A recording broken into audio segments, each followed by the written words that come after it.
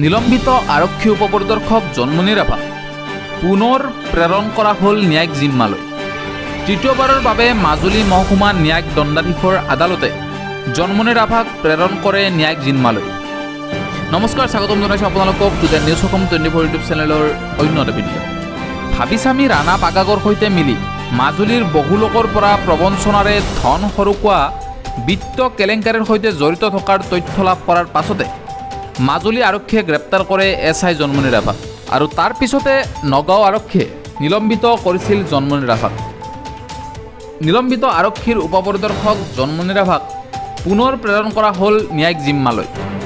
তৃতীয়বাৰৰ বাবে মাজুলী মহকুমা ন্যায়িক দণ্ডাধীশৰ আদালতে জন্মনী ৰাভাক প্ৰেৰণ কৰে ন্যায়িক জিম্মালৈ।